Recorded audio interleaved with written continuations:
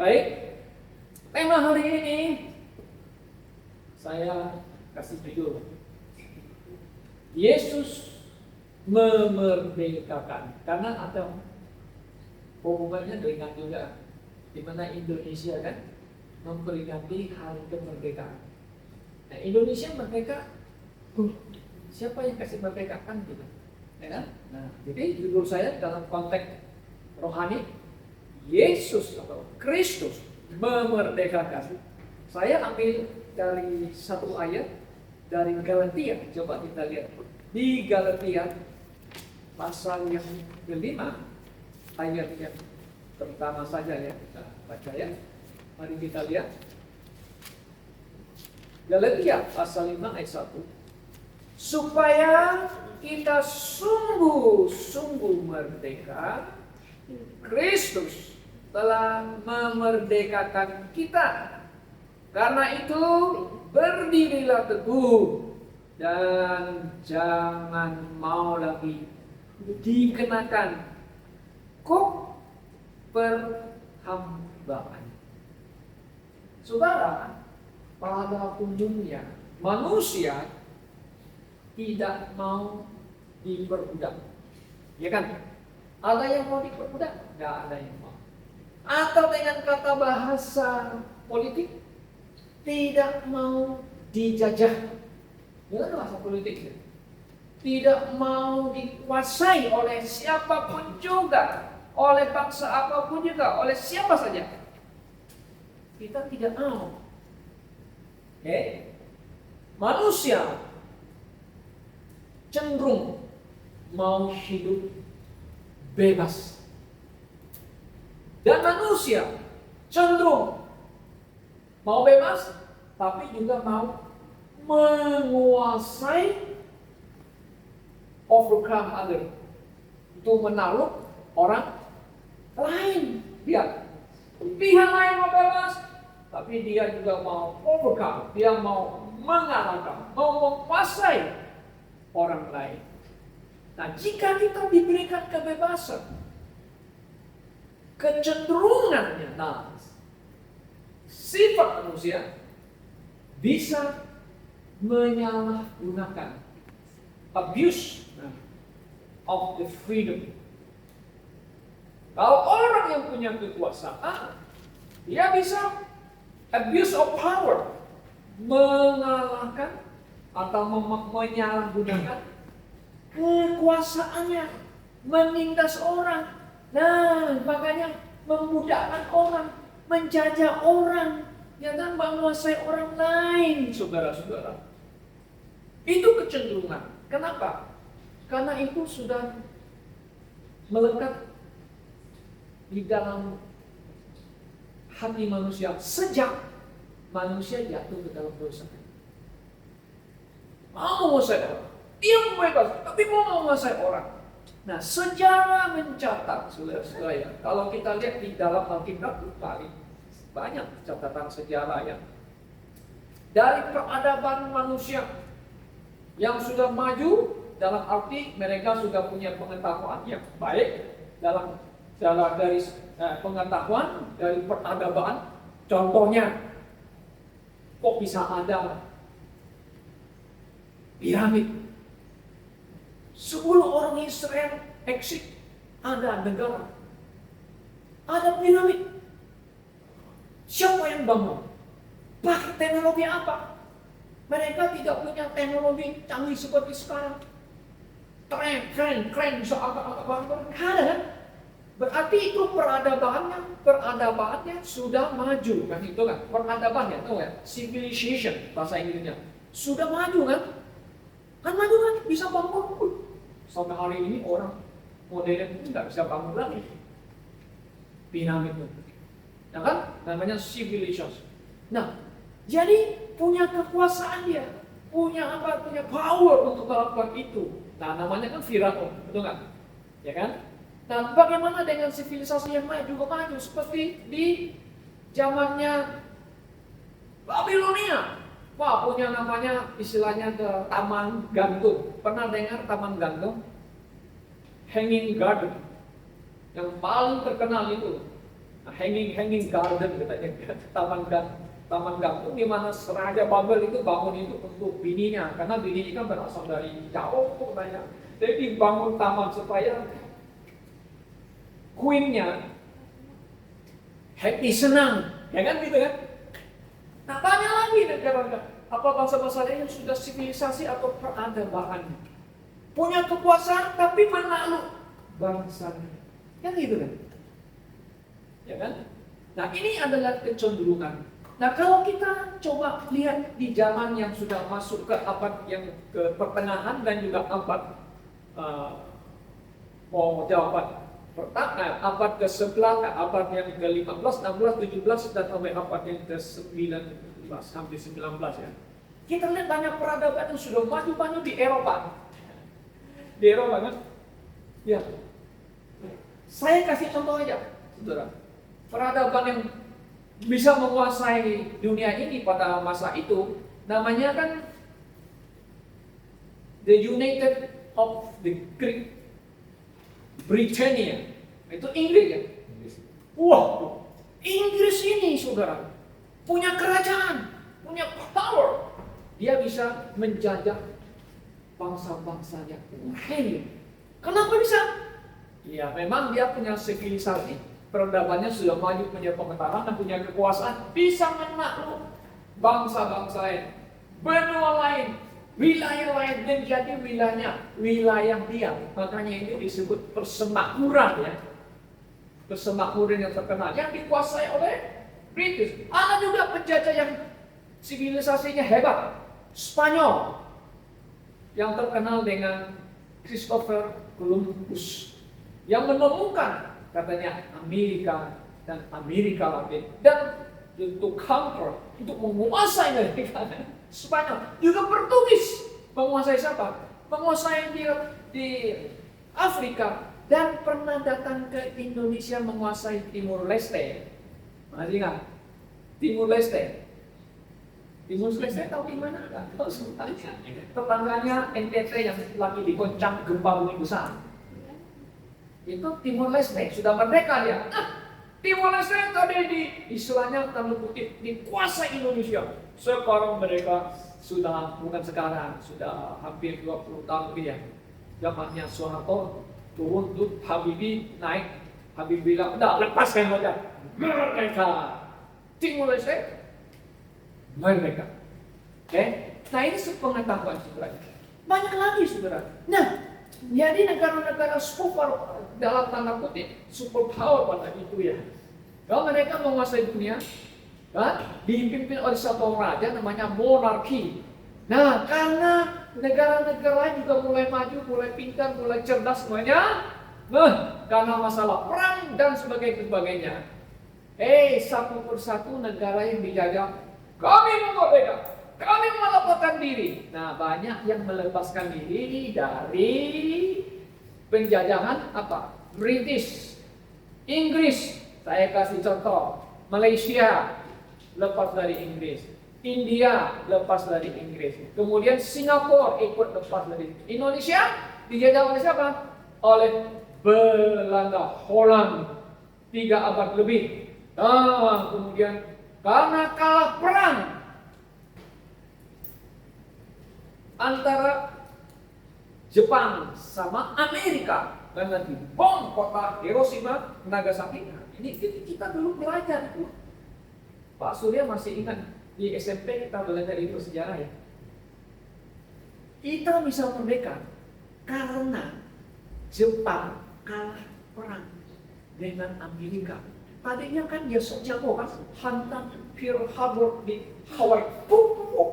Gila, kok hantam kami lagi di hari Minggu kebaktian. Itu kebaktian di hari Minggu. Orang-orang Kristen Amerika disikat. Disikat ya.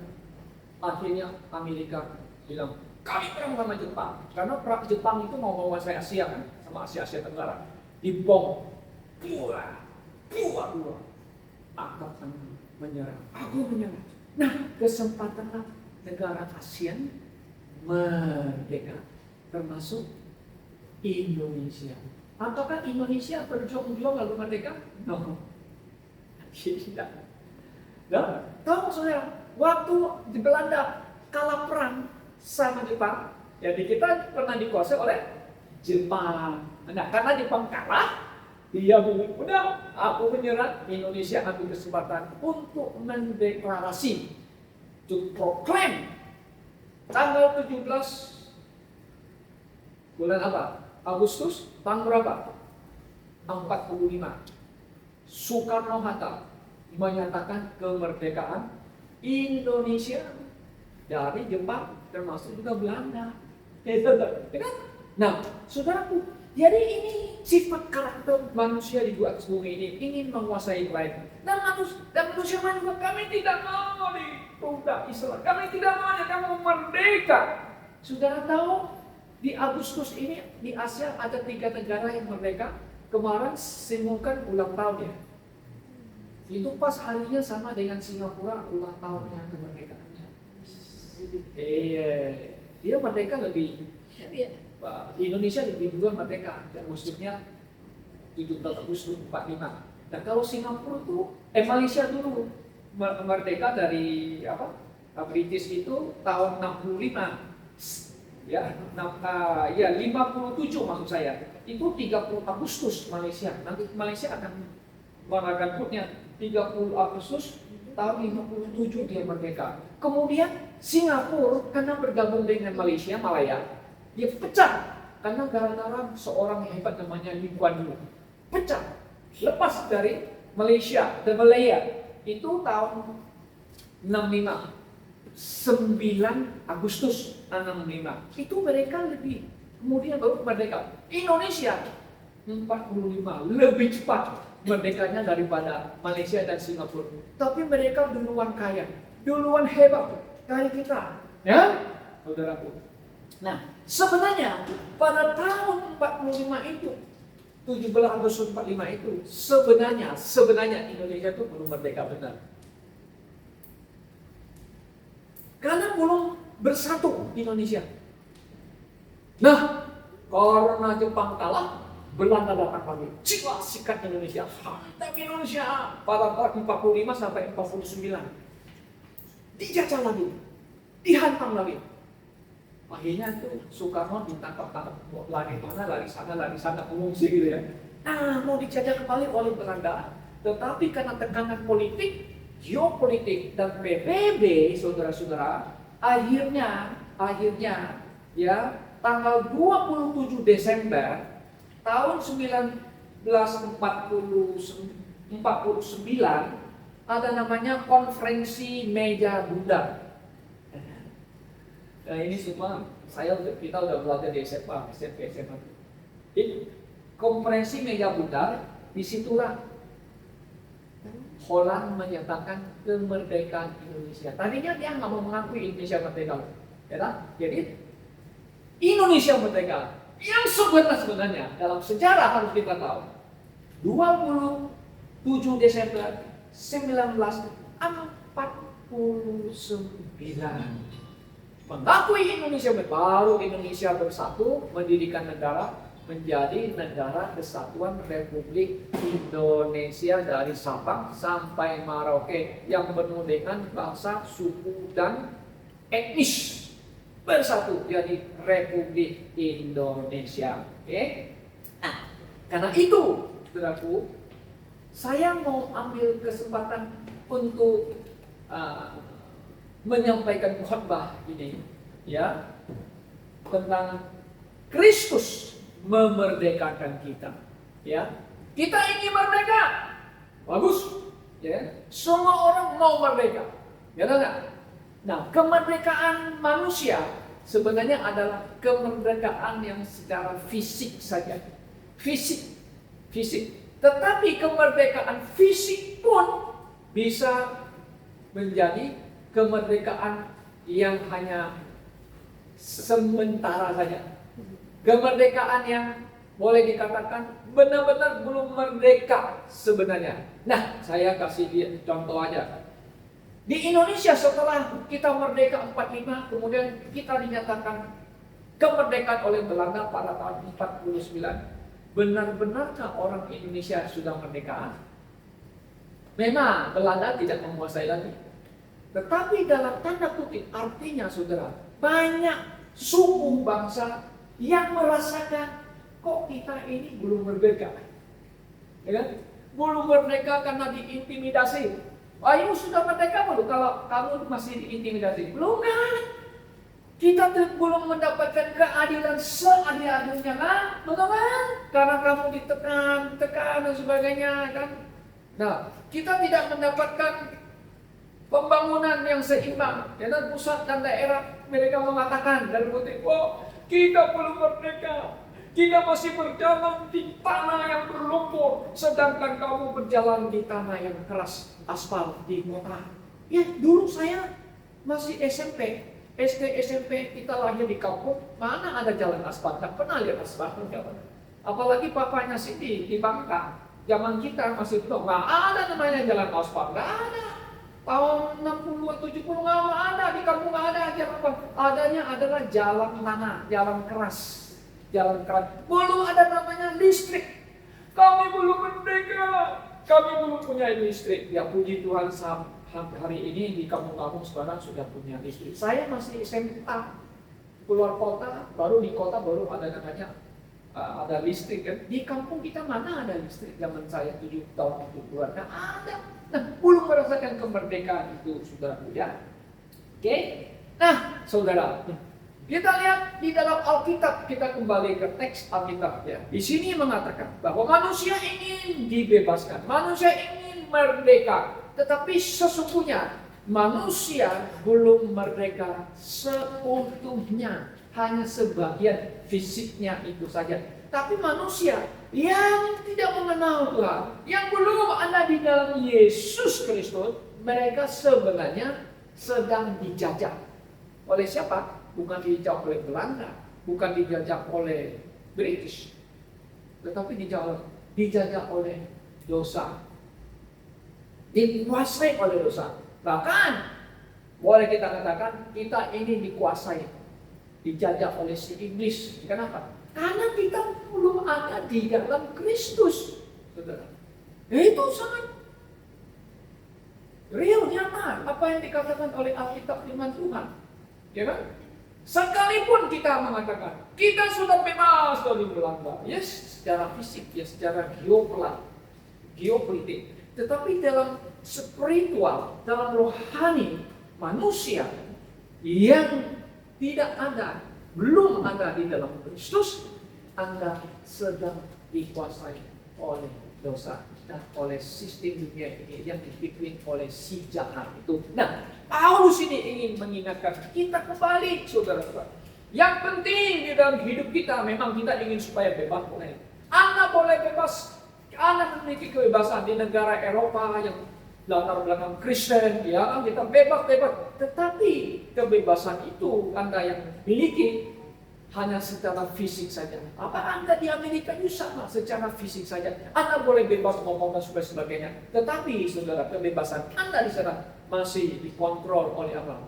Si jahat, oleh dosa. Nah, kita kembali ke teks kita. Mari kita lihat apa yang dikatakan oleh firman Tuhan di dalam Galatia pasal 5 mengatakan ayat 1, supaya kita sungguh-sungguh merdeka. Nah, itu kan sungguh-sungguh merdeka. Dengan benar-benar merdeka. Dan saudara mau merdeka dari apa? Saudara mau merdeka dari apa? Indonesia, kampung saya belum merasa kemerdekaan. Ya kan?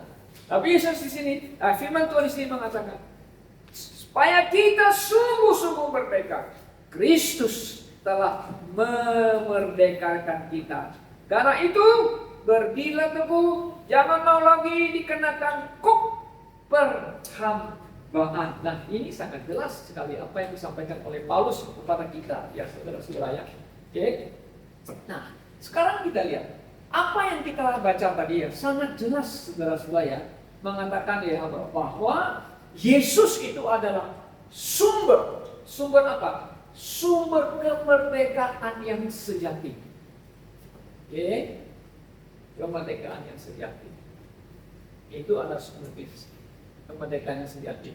Ya kita ingat waktu Hamas menyandera orang-orang Yahudi Ya hampir 1 tahun lebih ada sebagiannya. Ya kan? Saudara nggak? Lihat, perhatikan. Tentara IDF berusaha semampu mungkin mereka itu cuma untuk membebaskan mereka. Tetapi tidak semua yang bisa membebaskan. Hanya sebagian yang terbebaskan oleh usaha dan sebagian memang dilepaskan karena desakan internasional kepada Hamas supaya kamu membebaskan, karena ada bagian tertentu. Nah, dulu jadi manusia itu tidak mungkin bisa membebaskan anak. Hanya secara fisik memang bisa, ada sebagian yang dibebaskan. Nah, konteks Alkitab hari ini kita lihat Yesus mengatakan, ya Alkitab mengatakan bahwa Yesuslah sumber kemerdekaan yang sejati bagi setiap orang yang mau datang dan percaya kepada Yesus Kristus. Ini sangat jelas, saudara. Ya, Yesus datang kepada umatnya, kepada bangsa Israel. Nah, orang Israel ini, saudara, terutama para Farisi, imam-imam dan pejabat-pejabat orang Israel, ya kan? Mereka punya satu pemahaman, percaya bahwa jika Mesias akan datang, ya Mesias yang mereka nantikan itu datang, Mesias itu harus membebaskan mereka dari penjajahan Romawi. Nah, dalam benak mereka, dalam teologi, dalam pemahaman mereka, dalam hukum Taurat mereka, yang mereka percaya Mesias datang melepaskan mereka dari perbudakan. Nah, Yesus datang, dia adalah sumber pembebasan sejati, membebaskan orang Yahudi bukan dari penjajahan. Itu salah paham mereka kepada Yesus. Nah, karena itulah Yesus ditolak oleh pemimpin, oleh bangsa Yahudi. Yesus menyatakan dia itu adalah anak manusia. Setelah manusia itu, mereka sudah ngerti dia adalah anak Allah yang datang dari Allah sebagai Mesias. Tapi ditolak, kan dihukum mati di tangannya Pilatus, kan? Ditolak. Kenapa? Mereka lihat Yesus kenapa tidak mengadakan satu pemberontakan, ya, memobilisasi orang yang lawan itu orang Romawi yang menjajah Israel. Itu tujuan utama yang dalam pikiran orang Yahudi. Yesus Mesias itu harus membebaskan mereka. Tapi Yesus datang bukan membebaskan mereka dari Romawi, dari kerajaan Romawi, bukan. Tapi dia datang untuk apa? Membebaskan mereka. Sebenarnya ada beberapa hal yang kita bisa lihat di dalam konteks Alkitab, saudara, bahwa Yesus datang memerdekakan kita dari apa, saudara? Yang pertama, memerdekakan kita dari perbudakan dosa. Itu yang paling utama. Bukan membebaskan orang Yahudi dari Romawi, bukan. Bukan dari membebaskan dari penjajahan. Nah, saudara, begini, saudara, lihat perkembangan geopolitik dari zaman dulu yang negara-negara yang menjaga negara-negara lain. Kenapa pelan-pelan mereka satu-satu merdeka? Itu adalah kehendaknya Tuhan. Sudah pasti. Ya, karena ada penjajahan, kita harus mengakui juga ya, bahwa Injil juga diberitakan oleh mereka oleh penjajah. Betul nggak? Kenapa negara-negara lain bisa punya King James Bible? Dari mana mereka datang? Oh, missionaries dari London. Nah, kita yang terkenal dengan missionaries London Mission, ya, yang pernah pergi, yang terkenal itu ke India. Injil besar itu. Mereka pakai King James Bible memberitakan Injil. Ya, sampai ada yang pujian yang kita, I had decided to follow Jesus. Itu missionaries yang memberitakan Injil kepada India itu. Pakai King James Bible. Ya, karena gara-gara penjajahan oleh negara British, negara Kristen, Injil pun di kesempatan diberitakan sampai India, sampai ke Tiongkok oleh Hudson Taylor, ya. Kemudian sampai ke Indonesia, sampai ke kami mendengar Injil dan juga missionaries, saudara. Nah, jadi kita lihat adalah kehendak rencana Tuhan itu. Negara ditakluk, Injil diberitakan, dan negara-negara yang dijajah satu persatu pelan-pelan merdeka. Ya, kan? Nah, saudara, ya, dulu dijajah, tetapi penjajah tidak melarang orang beribadah. Hebat kan? Tetapi heran, Indonesia sudah merdeka, masih ada sekelompok orang menindas agama lain. Itu luar biasa. Penjajahnya tidak berlakukan begitu. Ya, betul nggak? Ya, kebenaran, saudara. Nah, jadi kesempatan memberitakan Injil. Mereka pergi ke Australia, beritakan Injil. Ke New Zealand, beritakan. Memang ada suku-suku Aborigin ya. Kemana-mana ke pulau Pasifik, itu misionaris yang menegakkan Injil Yesus Kristus. Itu ada baiknya juga. Tapi Tiongkok juga banyak orang percaya dan sebagainya. Okay? Nah, Yesus datang. Yang utama bukan membebaskan satu bangsa dari penyakit, tapi membebaskan manusia dari perbudakan dosa. Oke, kenapa? Karena manusia telah berdosa dan kurang kemuliaan Allah. All have sinned and come short of the glory of God. Itu Roma pasal 3 ayat yang ke-23. Karena dosa dunia ini rusak. Bukan hanya karena dunia ini tidak baik-baik, tapi firman Tuhan mengatakan saat sekarang hari-hari adalah jahat dan berbahaya. Itu Efesus pasal 5:16 dan 2 Timotius pasal 3:1. Kita mengatakan saat sekarang kita di Indonesia, bukannya Indonesia, di seluruh dunia ya, mengatakan ekonomi tidak baik-baik, geopolitik tidak baik-baik. Kehidupan sehari sosial juga tidak baik, kejahatan di mana-mana, keadilan pun tidak ada, sulit untuk dapat keadilan. Nah, Alkitab mengatakan bukan tidak baik-baik, hari-hari adalah jahat dan berbahaya. Bahaya di mana, saudara? Orang bikin bom atom, bikin senjata itu apa? Untuk memusnahkan umat manusia. Itu jahat-jahat. Manusia saling membunuh. Kejahatan di mana? Begal di mana? Indonesia banyak begal nggak? Jahat nggak? Jahat. Itu Asun Aman pernah dibegal. Sampai jatuh ya, kasihan juga ya. Sudah berapa kali dibegal? Nathan sama ini waktu pacaran kena begal di industri. Ya benar kan? Jatuh kan? Masih nggak ingat? Itu jahat. Hari-hari jahat dan berbahaya. Nah, Yesus datang, dia mau bebaskan kita dengan sebenar-benarnya, bebas dari dosa. Itu yang paling utama dari hidup orang Kristen, orang percaya. Oke? Nah, firman Tuhan mengatakan di Roma 6:14, sebab kamu tidak akan dikuasai lagi oleh dosa. Nah, Tuhan Yesus datang bebas kita, karena kamu tidak berada di bawah hukum Taurat, tapi di bawah kasih karunia. Nah, sekarang kita lihat yang kedua berikutnya, Yesus tadi membebaskan kita dari dosa. Sekarang membebaskan kita dari usaha kita menyatakan diri aku ini baik. Aku ini orang beragama.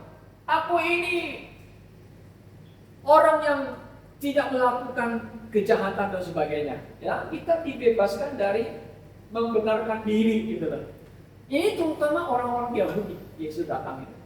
Ya, mereka mengatakan ini ada hubungannya dengan hukum Taurat. Ya. Kenapa? Kami mentaati hukum Taurat. Yesus, kamu tidak taat hukum Taurat. You menyembuhkan orang pada hari Sabat. Ya. Nah, jadi hukum Taurat menjadi hukum bagi orang Yahudi secara legalis. Mereka semua suku mentaati hukum Taurat. Tetapi masalahnya, saudara, ini orang Farisi ini, mereka itu Yesus menyebut mereka itu orang-orang yang munafik. Munafiknya adalah apa?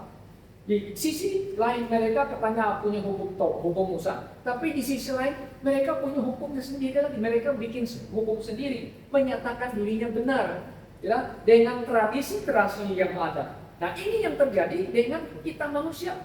Ya kan, orang manusia nggak mau percaya Yesus. Nah, saya punya agama saya baik. Kalau saya bagus, kalau saya mau orang baik, kalau berbuat baik, ya saya pasti masuk surga. Ini ada orang lain begitu kan? Ya, makanya Yesus datang ya untuk membebaskan kita dari pembenaran kita punya, mau beres kita punya hati, ya kan? Nah, Di dalam Matius pasal 15 mengatakan, bangsa ini ya, umat ini ya, memuji-muji aku dengan mulutnya, tetapi hatinya jauh daripada aku. Kenapa? Karena apa yang mereka ajarkan itu adalah ajaran manusia dan tradisi manusia.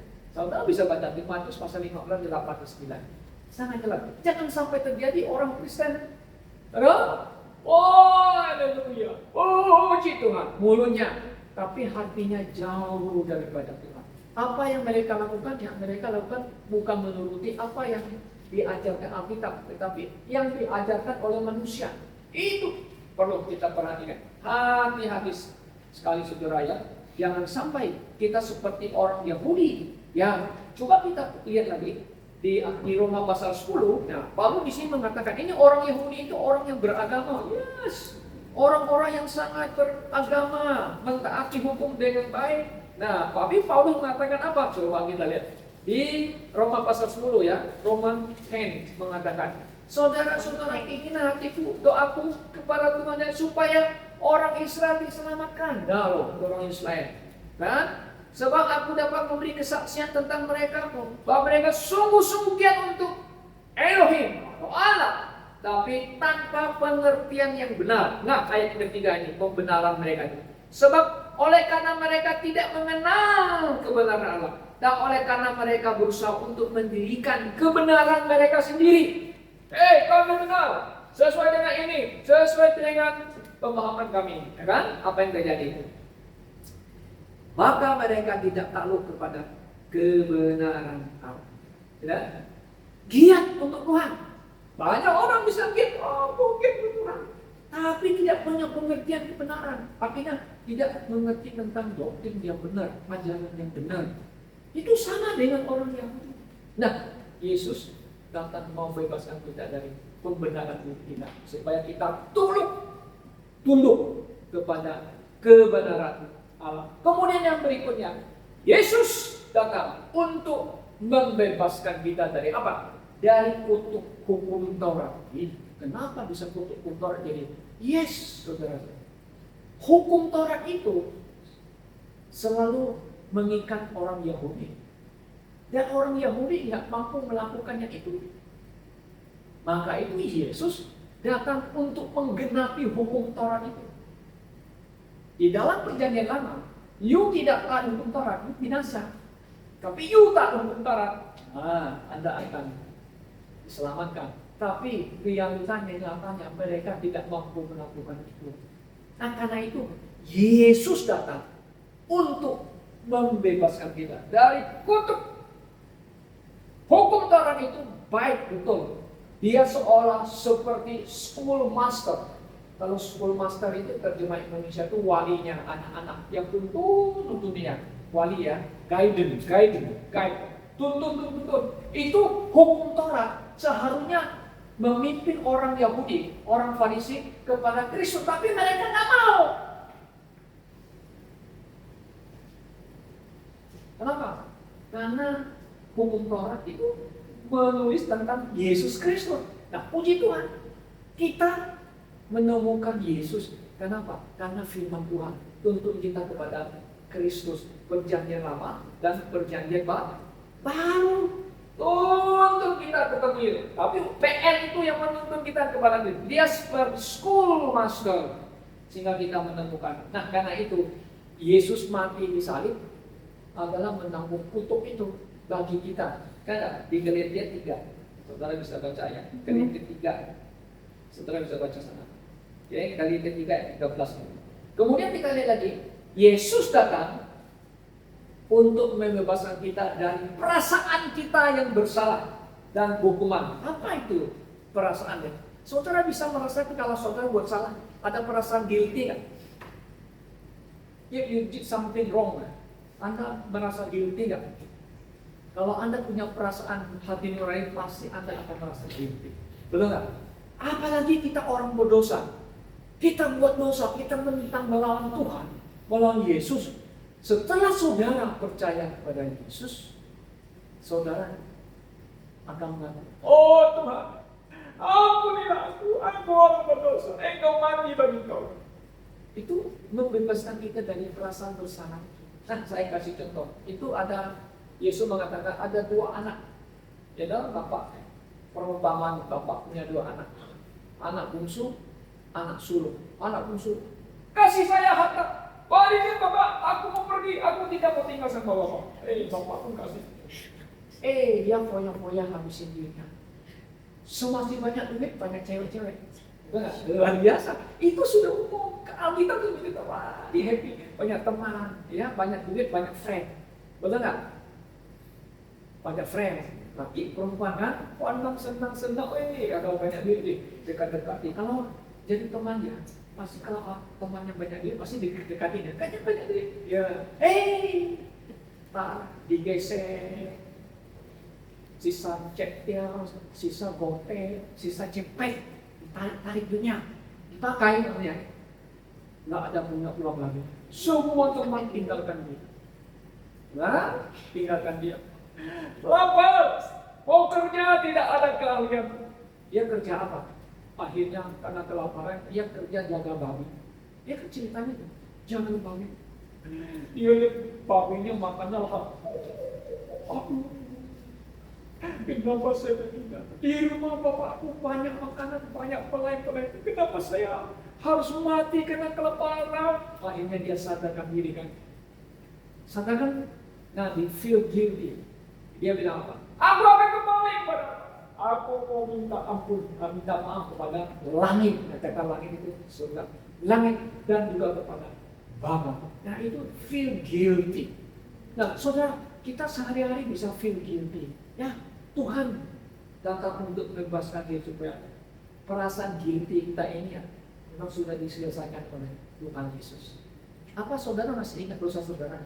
Padahal Tuhan sudah mengampuni kita, yang lupa dosa kita. Sudah di cover, sudah ditutup dosa kita. Nah, memang kadang-kadang kita punya dulu saya kok begitu ya. Kenapa Tuhan Yesus mengampuni saya? Kadang-kadang kita bisa begitu. Tapi nyatanya Yesus membebaskan kita dari rasa feel guilty dalam kehidupan kita. Karena itulah, saudara, kita jangan melakukan dosa yang sama lagi. Nanti hukumannya lebih berat. Oke? Nah, perasaan itu mari kita lihat di dalam Rom pasal 8 ya, ayat 1 mengatakan. Coba kita lihat Rom 8 ayat 1 mengatakan. Firman Tuhan begini ayatnya. 8:1. Demikian sekarang tidak ada penghukuman bagi mereka yang ada di dalam Kristus. Puji Tuhan, ya. Ini ada ayat yang tidak lengkap ini ya. Kalau King James mengatakan ya. Oke, demikian. Demikian sekarang tidak ada penghukuman bagi mereka yang ada di dalam Kristus. Ini ada hilang. Mereka yang tidak berjalan menurut daging, tetapi menurut spirit, roh. Puji Tuhan. Ya. Kalau kita dituntun oleh daging, dua dosa. Tapi kalau kita dipimpin oleh roh, kita akan melakukan yang benar, memuliakan Tuhan Yesus Kristus. Yang saudaranya saya kasih dalam Tuhan Yesus. Ya, kita lihat bahwa kedatangan Yesus memerdekakan kita dari perbudakan, betul, tapi juga dari manusia lama kita. Nah, ini semua ada kaitannya. Ya. Nah, kalau kita lihat di dalam Roma pasal 6 ayat 6, karena kita tahu bahwa manusia lama kita telah turut disalibkan, supaya tubuh dosa kita hilang kuasanya, agar jangan kita menghambakan diri lagi kepada dosa. Sebab siapa yang telah mati, dia telah bebas dari dosa. Nah, bebas dari dosa apa? Bebas dari dosa. Saudaraku, jadi Yesus datang membebaskan kita terutama sebenarnya bukan fisiknya yang dibebaskan, tapi apa? Jiwa dan roh kita. Betul tak? Nah, sisi kita ini masih bisa berdosa, tapi yang tidak bisa berdosa lagi apa? Yang sudah disucikan itu adalah jiwa dan roh kita. Nah, karena itu Paulus sudah mengingat kita, you selalu ingat ya, jangan ikuti lagi, jangan bikin fresh, tapi you harus pimpin oleh apa? Roh Kudus, supaya kita tidak melakukan keinginan daging kita. Okay. Nah, karena itu di dalam 2 Korintus pasal 5:17 maka jadi siapa yang ada di dalam Kristus, dia adalah ciptaan baru. Yang lama sudah berlalu. Nah, manusia lamanya berlalu.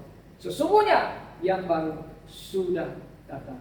Okay. Yesus memerdekakan kita, berarti dia membebaskan kita dari perbudakan dosa. Jangan mau diperangkap lagi. Dan dari kehidupan yang dikuasai oleh sistem dunia ini dan yang lain. Jangan mau ikut-ikut sistem ini lagi. Oke? Kita dimerdekakan supaya hidup dalam kasih karunia dan melayani Tuhan di atas bumi ini. Ya. Saudara, apakah saudara sudah dibebaskan benar-benar bebas? Anda yakin Anda sudah dibebaskan? Kalau saudara sudah ada dalam Kristus, saudara ada dalam Yesus, percaya Yesus, maka sebenarnya Yesus sudah sungguh-sungguh telah memerdekakan kamu. Tetapi kadang-kadang dalam perasaan kita, Tuhan, kenapa aku sepertinya belum bebas? Nah, itu kan perasaan Anda. Tapi ayat firman Tuhan mengatakan begitu. Oke? Coba kita balik lagi di Galatia pasal yang kelima ya. Galatia ini sangat bagus ya kita ya. Akan kembali saudara ya. Coba saudara perhatikan ayat 1 tadi. Supaya kita sungguh-sungguh merdeka. Kristus telah memerdekakan kita. Karena itu berdiri teguh dan jangan mau lagi dikenakan berhambat sedekah. Jika Anda telah dibebaskan, jangan kamu mau diperbudak lagi. Jadi kita baca lagi ayat yang ke-13. Nah, ayat ke-13 dari ya, mengatakan ini.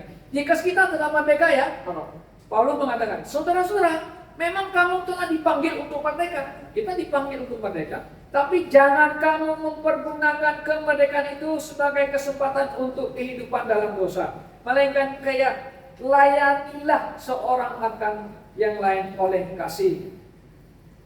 Nah, kita mau merdeka, tapi kadang-kadang kita menyalahgunakan kemerdekaan itu. Saudara dan saya, orang yang telah percaya, telah dimerdeka, sungguh merdeka. Yes, tapi jangan oh iya, aku sudah merdeka, nggak apa-apa lagi bikin kita. No. Kita kalau merdeka, kita berdiri supaya kita jangan diperbudak oleh daging dan keinginan kita dan oleh sistem dunia ini. Kiranya Tuhan memberkati kita semua. Kalau Yesus telah datang yang telah sungguh-sungguh memerdekakan kita. Amin. Tuhan berkati kita semua.